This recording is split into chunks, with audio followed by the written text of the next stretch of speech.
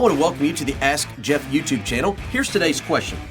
It says, I was reading Psalms chapter 31 for my quiet time this morning, and I recognized verse 5 as some of the last words of Jesus.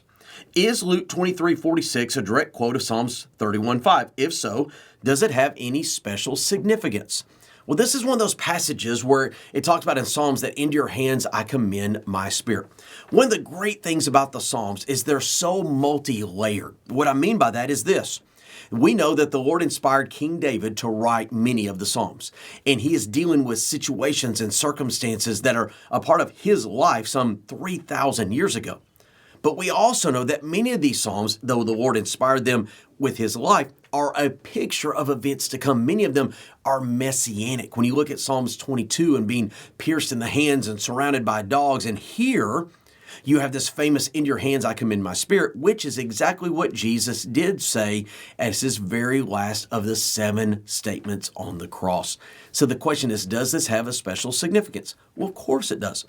Anytime you have anybody in the New Testament quoting something in the Old Testament, you have to go back and look at its context. Of course, Psalms 31 is talking about the provision of the Lord, the caretaking of the Lord. And so Jesus Christ, in his last statement, is quoting the Word of God, saying that the Lord is going to take care of me. What's interesting, and I know it wasn't addressed in this question, is 3 statements earlier, Jesus makes that famous, my God, why hast thou forsaken me statement.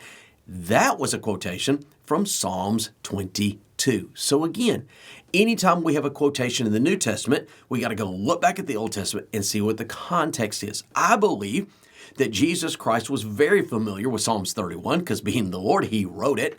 But that being said, I think he was giving us a picture that even though he was bearing the sins of the world, even though this had been a horrific event for him physically, emotionally, mentally, it had been taxing, that the Lord was going to provide for him, and he was trusting in his plan and process to redeem humanity through his shed blood. Great question. If you got one, send it to AskJeff.net, and maybe your question will be tomorrow. Thanks for being a part of today's daily question. Now, we answer a question each and every day. Please feel free to submit a new question at AskJeff.net. We may not have gotten to yours today, but we eventually will continue to be a part of this. Subscribe so you don't miss out on a question every day.